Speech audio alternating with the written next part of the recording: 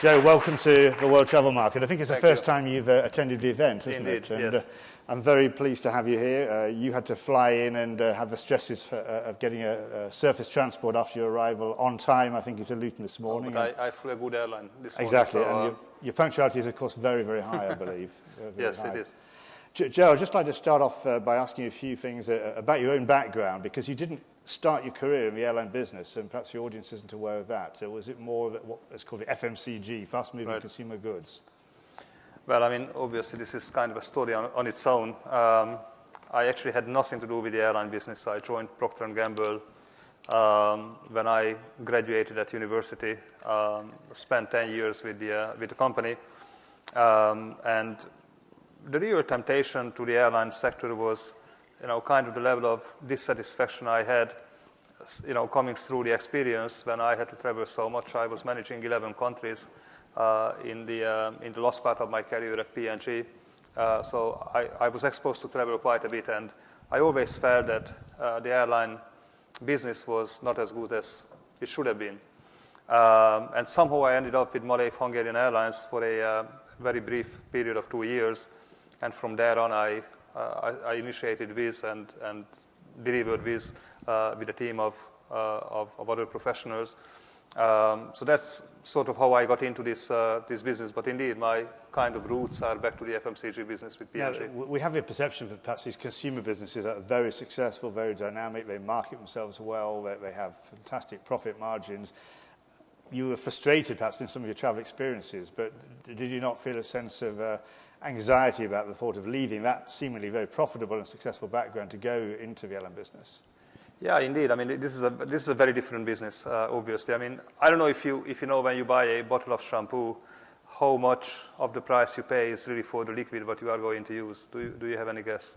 It's probably pretty tiny, I would guess. But it's about 8 to 10%. So 90% what you pay for is totally different versus what you buy, indeed. So airline is very different from that. I mean, this is a very low margin business. I mean, if you look at the airline business historically, this industry has been destroying shareholders' value. I think it's only the recent times when you may start saying that the industry has become somewhat more reasonable towards shareholders and investors. But it is a very sexy industry. It's a very exciting business in a way, where to an extent that, looking at it from a management perspective, I think the ongoing challenge is that you need to manage this business for the unknowns. I mean, you know that the moment the business is doing well, something bad is going to happen. You just don't know what it is, whether this is a SARS virus, Ebola, or high fuel price or terrorist attack here or there. It's just a very dynamic business with lots of issues around, a lot of exposure. But that's kind of what it makes it, nice, as a manager of that business. Well, I don't want to go too much to the past. Obviously, there's a success story to tell about the last 10 years of Wizz. But in terms of your arrival in the airline business at Malév, then the flag carrier, the national carrier of Hungary, were you approached or did you see a position? I don't remember if you started as CEO or you came in another role initially. No, I came in that role as a chief commercial officer. I was headhunted. I still cannot explain why I decided to get into this business. As you said, I came from a highly profitable, very exciting multinational business at P&G into something that was struggling day in, day out, making huge losses, losing perspective on life completely. But I think that kind of created a challenge that, when you work for a big multinational, 80% of the success is done at the point when you show your business card. So when I handed over my P&G business card to my business partners, I mean, 80% of the business was done already just because of the shelter you enjoyed. That's certainly different in the airline sector. I mean, you need to fight for your own survival. I mean, you need to prove yourself. And I think that's the personal challenge what I took. Then fairly quickly, I became CEO of the company, which is a story on its own. So if we have 2 minutes for that, I tell you. Tell us a bit about it. Because assumably you came in and found a team who had been there for years, had the old state-run Eastern European, Soviet even outlook, if I could put it that way. So I was a commercial guy of Malév, and I had a team building event in the evening. We were playing bowling, I remember, and we had quite a few drinks, so we really enjoyed ourselves. And it was like 11 o'clock in the evening when my phone was ringing, and it was my chairman calling me and said that hey, we need to meet. I said, okay, well, let's meet tomorrow morning. He said, no, we need to meet now. I said, but how come? I mean, I'm playing bowling. I've had a few drinks, so I'm not in a shape of discussing anything with you today. No, we need to meet now. So like midnight, somewhere in the city in Budapest, we met in a restaurant, and he said, well, we had a board meeting today. The chief executive was not extended. Her contract was up, and the board effectively cut the CEO, so we need a new CEO. So do you want to take the position? I said, I don't know. I mean, I'm kind of half drunk. I'm not sure I'm really in a position. He picked his moment. He also knew what he was doing. I should be making the decision. So I'm going home. I'm waking up my wife, who was sleeping. So I'm telling her that, hey, I was offered the chief executive position of Malév Hungarian Airlines. She looks at me and saying that, I mean, you would be really stupid to take it. So 8 o'clock in the morning, I'm seeing the chairman, and I'm saying, okay, of course, I'm taking it. So that's how I got in the role. But it didn't take too long, to be honest, to be over with that. A year and a half later, there were changes in politics, and the company was state-owned. The new regime had a different view on life, and we said goodbye to each other, and that's how we started. Again, just before coming on to that, I mean, you did make big changes. I mean, did the airline still run a lot of the old Russian-type aircraft equipment at that time, or was it already transitioning a little bit to more Western aircraft? I mean, it was a very exciting time. I mean, let's not forget that all happened in July 2001, and you remember 9/11 2001. That event changed the airline sector quite fundamentally. So I was in the middle of my kind of CEO onboarding at Malév when that event unfolded, and obviously made a huge impact. I think that created the opportunity for the airline and for me personally to make some very radical changes to the business. We renewed the fleet completely. We introduced the Boeing 737NG to the fleet. Before that, the company was flying all kind of aircraft, pretty old. Some Russian types, some classic Boeing aircraft, also some Fokkers and all kind of airplanes. Also, we restructured the business fairly fundamentally. We cut costs radically and actually improved the financial performance of the business fairly substantially. I think if I look back in the past 20 years of existence of that airline, actually that year was the best financial year in the middle of the biggest crisis in the airline industry ever. And then you left Wizz. Was there a pause before? Sorry, you left Malév. Was there a pause before the idea of Wizz came to be born, or was it something that was already in gestation before you left? I mean, I think the context is important here. I mean, I left Malév at the beginning of 2003. You may recall that May 1st, 2004 was a big day for Europe.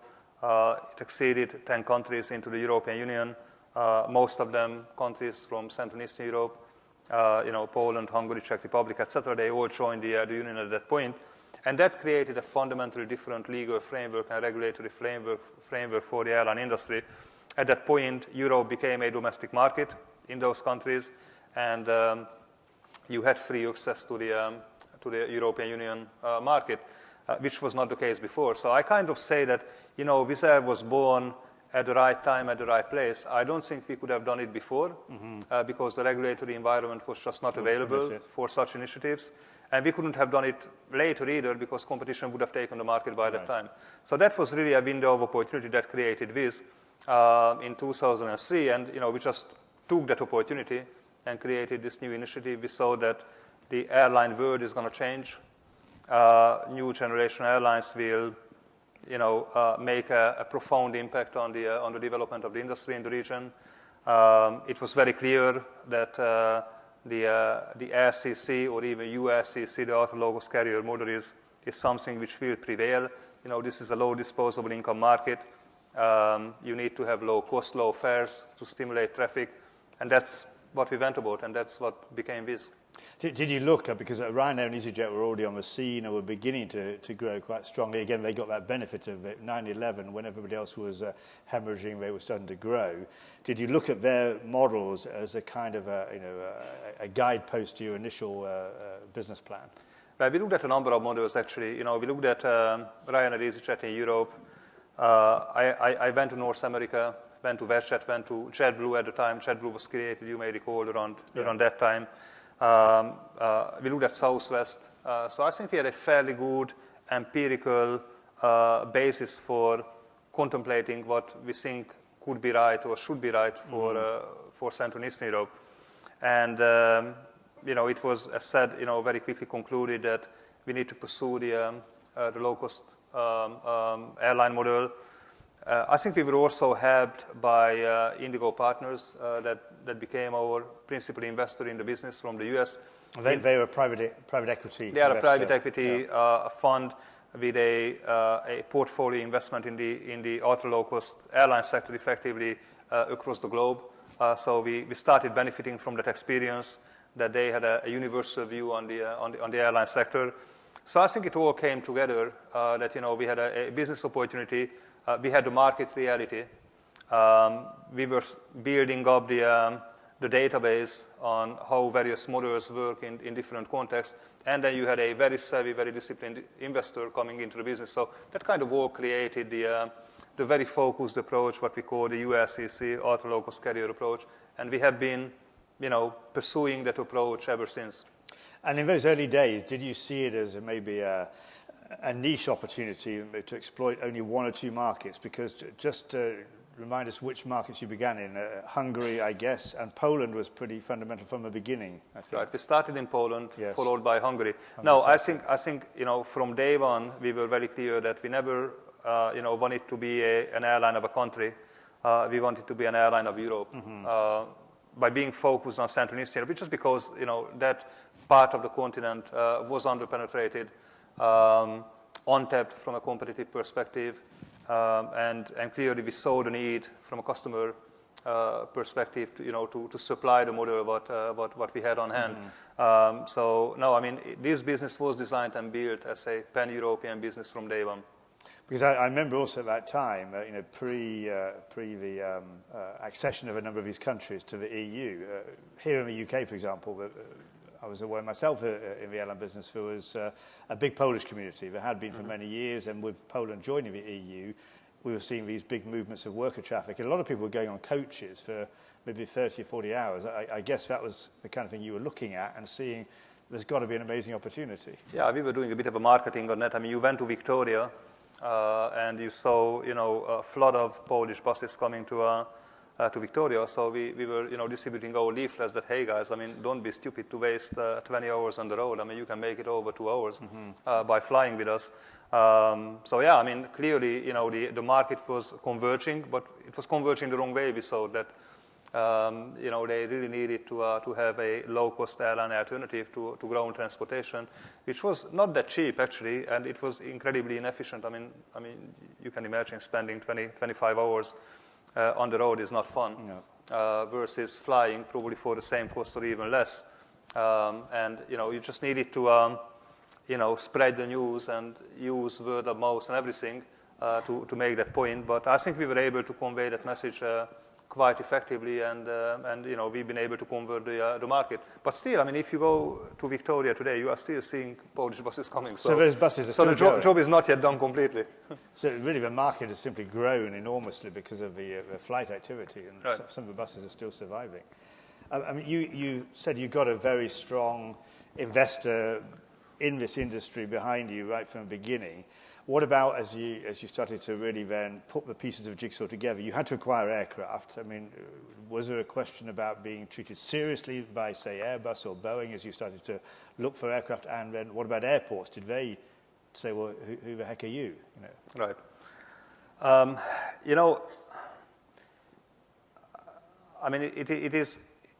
It is very simple actually how we ended up with flying Airbus aircraft. We wanted to fly Boeing. Central and Eastern Europe used to be a Boeing territory. So Boeing pilots, Boeing maintenance facilities, everything was around Boeing. So it was just logical to decide that, okay, well, we should be flying Boeing. So we went to Boeing, and they sent us to hell. And, they said, well, there was already another airline created called Sky Europe. We think they will make it. You won't make it. We will not invest into your business. Oh, great. Okay. Then we went to Airbus. through some leasing companies, and they had a different approach, and they became supportive. So that's how we ended up with Airbus. So we had the access to Airbus. We didn't have it to Boeing. So we took the risk with Airbus, to establish that brand, aircraft brand in the market, without having Airbus qualified pilots, without having Airbus qualified maintenance facilities, etc. So those all, had to be created there. With regard to airports, we had a bit of a fear that, given my history with Malev, that the Hungarians would go against the initiative and potentially kill it on an administrative basis. So we deliberately wanted to avoid Hungary as the starting field. So that's why we went to Poland. We went to Katowice, an airport which was, literally in the middle of nowhere. It's a big coal mining area. It's a big coal mining area. There was nothing around the airport. It was not even an airport. It felt like a hut. You go there today and you would be amazed. I wouldn't say that you feel like at Heathrow, but something which would suggest that there is a proper airport there. At that time, the airport was doing around 150,000 to 200,000 passengers a year. Now the airport is doing 4 million passengers, and we do around 60-65% of that traffic. So we put them on the map of aviation. So that's where we started from. Actually, the very first flight took off from Katowice Airport to London Luton on the 19th of May 2004. And then slowly but surely we started expanding from that base. And, one after the other, we started opening more base operations in Budapest and in Warsaw, in Gdańsk, in Poland. And for a couple of years, we were containing our business in those two countries. And then we started really expanding, went to Romania, Bulgaria, the Baltics, the Balkans, etc. So right now we have 11 base countries with, as you say, 19 operating bases. Yes, it's been a big expansion, but not an easier one. You mentioned about Sky Europe, and I'd forgotten. Perhaps I shouldn't say that in case some of the old management is here, but I'd forgotten about Sky Europe until you mentioned it. But I remember at the time there was this seeming battle that there were two airlines who decided they would do low cost in Eastern Europe, yourselves and Sky Europe. What do you think happened to them? Why, if this market is so big, as you've demonstrated it is, why have we not still got two airlines who are based in that part of Europe today?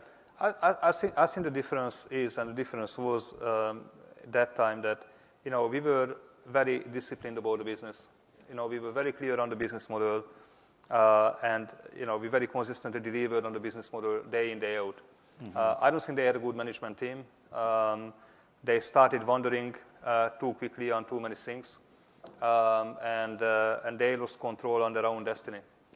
They became opportunistic, market-wise, service offering-wise, fleet-wise, basically on everything. And once you lose your discipline, I think you will start cost creeping, competition coming in, and when you fall under heavy competitive attack on the basis of rising cost in your business, that's a recipe for disaster, and that's what happened to them. Was that a discipline you brought from the FMCG sector? Because it does seem to me fundamentally it's been the problem of the airline business. Yeah. It's not been historically very cost-focused, particularly where you had publicly run airlines in the past. Is that something you brought in, or was it something that amongst yourself and your colleagues that was in your DNA as individuals? Yeah, I think FMCG is all about, managing commodities. Personally, I think the airline business has become a commodity, or it's on the way to become a commodity. Let's put it this way. If you manage a commodity, it's all about cost, it's all about pricing, and it's a bit of marketing. And those disciplines were not fundamentally established in the airline business. I thought that was really the opportunity, and actually I was quite happy for not being part of the old generation of airliners in a way, because I had a fresh kind of a view on life and was able to take an outside perspective in the business. Maybe that's not something I can say now after 10 years, obviously, but at that time I thought that was actually useful because I was able to disassociate myself from the problems. But I think that's really the learning, that if you run commodities, you need to be very disciplined on costs because that's the only way to be able to offer the lowest fares to the market, and that's the way to stimulate the market. I mean, think about Central and Eastern Europe like, market penetration at that time was around 3 to 4%. So 3 to 4% of people, flew ever in their life. While if you looked at the UK 10 years ago, it was around 40%. So it was a huge gap in terms of accessibility of flying to the man in the street, if you want to put it that way. So you needed to stimulate that market, and you can only do that with lowest fares. In order to sustain the lowest fares, you needed to deliver the lowest cost, and that requires discipline management. And because you call yourself ultra low cost as a model, how would you define the ultra bit? We kind of use two terminologies when we look at the peer group. We think there is ultra low cost and there is lazy low cost, as we say. From a European perspective, I think there are two airlines which would classify as ultra low cost. That's ourselves and Ryanair. And the likes of EasyJet, Norwegian, etc., we would call them lazy low cost. I'm sorry if there are from these airlines. People from these airlines. But I think the difference is that how you act. We optimize our business for delivering the lowest cost. So when it comes to a decision whether it's cost or revenue, we always decide on cost.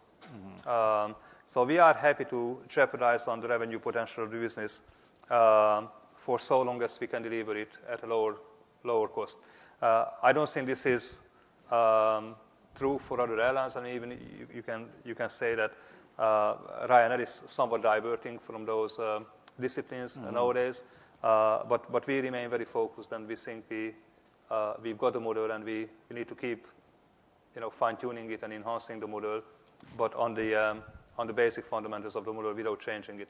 And you mentioned the importance of that because of the type of clientele that you're attracting. There's a large number. There's a big market that was waiting to be tapped that you've already exploited, but typically lower incomes. Some of these countries that joined the EU with a lot of optimism have had really challenging times over the last 10 years. Of course, the financial crisis made that worse. So tell us more about the blend of passengers you're getting, because they're not all simply like Western Europe, people going on their holidays to the beach. There must be a much more diverse mix of people who fill your planes. It is more diverse, but I think you would be surprised to see the actual mix of passengers what we've got. I mean, first of all, we get around 50% of the passengers originating from Central and Eastern Europe and 50% from Western Europe. We actually earn more than half of our revenues from Western Europe. So it is a very balanced business. So I don't think it's fair to say that Wizz Air only appeals to the local audience, if you wish, to the local people in Central and Eastern Europe. I think we equally appeal to the Western Europeans. I mean, why the hell do you want to pay more for a ticket if you don't have to? I mean, I think this is really a commodity for an hour and a half, 2 hours. I mean, does it really matter whether you have business class seat or you have an economy seat? And why would you pay 3 times more or 4 times more just for getting your most expensive coffee in your life if this is something what you pay for? And you'd rather save your money for spending it at destination, whatever purpose you have to pursue there. So it is a very healthy mix. It is healthy in a way of we carry people for business, we carry people for leisure, we carry people for work. Central and Eastern Europe, I think is a very nice region. There is a lot to be discovered there for Western Europeans. We are seeing quite a flood of incoming tourism into the region, and we carry that flood to a large extent. So it is actually a pretty good mix of people. I mean, I must admit, from personal experience in London, I've met a number of people like taxi drivers, young people who've had to leave their countries for jobs. So when you're just chatting to them, you find out they do live in London in the working week and pay the rent when they have to, but they use Wizz to fly home at the weekend. I mean, not even once a month, at the weekend, because then they can get back to their cultures and their families, but they can find work. I mean, that is an amazing kind of a bit of social and economic history, I would say, living history today. Yeah, I mean, we have a few of those guys, of course, but we have quite a lot of guys, who are small and medium-sized businesses. But even Tesco, I mean, I know Tesco is not in good shape at the moment, and probably as a result, they've been wasting money on private jets. They will be using us more and more. But I can tell you that Tesco is headquartered not far away from Luton. That's our principal airport operation here in London. And we carry their stuff very extensively, between Budapest and London, between Warsaw and London, etc. So this business has become quite appealing to even large corporations, who are cautious of their cost and they want to do something about those issues. So as said, lots of leisure traffic. So it is more balanced than what you would think. I mean, I think at one point Wizz was more associated with these social issues in the UK that, well, we are one of the problems of the country that we keep carrying workers into the UK, taking jobs away from the Brits. But, guys, I mean, someone has to dig the hole. I mean, I'm not sure you would take the stuff to do it. But that's actually not true. I mean, and if it's not us, someone else would do it. So I think this is just a fact of life that you actually expose your business to various travel purposes. But it is very balanced, actually. What about tourism? I mean, how much would you say you perform a role as an airline? I mean, it's not your agenda, but it's of interest to countries and cities as a provider of tourists. Does tourism figure significantly in your traffic flows? Well, I mean, maybe the best example is Hungary. Effectively, good 2.5 years ago, Malév Hungarian Airlines went down, actually. So the business got bankrupted and operation was seized. All of a sudden, de facto, we became the national airline of the country. We are the largest capacity provider in Budapest, of around 30% of the total capacity, even a bit more than that. At that time, the whole country, especially politics, were extremely worrying what's going to happen to the Hungarian tourism. There is no national airline, so tourism is going to get defeated as a result. So that was the assumption. Now, the fact of the matter is that 2 years later, Hungary is beating all records on tourism, of overnight stays in the country, on tourism spendings in the country. So Hungary never enjoyed better times than nowadays. And very interestingly, just for you to see how competitive the business is, on the day when Malév went down, they made an announcement 8 o'clock in the morning that the airline will no longer operate any flights. By 2 p.m., so 6 hours later, airlines made announcements to the public for capacity that was larger than the capacity Malév withdrew from the market. So effectively, within 6 hours, the entire market got replaced and replenished. So that's how competitive the business is. And the good news for the country is that Malév was carrying a lot of transfer passengers, and those transfer passengers are now replaced by point-to-point passengers through capacity. That capacity is more efficient than the capacity before. So effectively, I think it's a win-win. Everyone wins. The airport wins, the country wins, and obviously the airlines that have been able to take position of the situation are also winners of it. I mean, that was your old employer, and perhaps it went in a direction that when you left, you may have imagined it would ultimately go in. And there was that very quick reaction. I remember Ryanair also put capacity and put a base, I think, in Budapest almost as soon as that was announced. Did that, on the one hand, give you opportunities, but also challenges, finding suddenly Ryanair was there side by side with based aircraft? Yeah, I mean, you could argue that Malév is a better competitor than Ryanair. I guess that's a fair conclusion to say. Nevertheless, I think we are a very formidable competitor. We compete hard. We compete on a very disciplined basis. We have a very low cost base, so we can be competitive with anyone, including Ryanair. The fact of the matter is that when Malév went down, we increased capacity to 5 aircraft. Ryanair came in with 5 aircraft in Budapest. Today, we have 9 aircraft in Budapest, and Ryanair has 2. So, must say something, mustn't it? You can't tell me exactly what in financial terms, but it must say something. Well, we are a very solid business, financially speaking. I mean, let's just touch on the UK. I mean, you flew in this morning to Luton. I mean, you're a big player in the UK market now, flying to, I think, 5 airports. Do you want to tell us a bit more about that and your position in Luton, because that's perhaps bigger than some people realise? Yeah, we are a fairly significant airline in Luton. Certainly, we are the second largest airline there.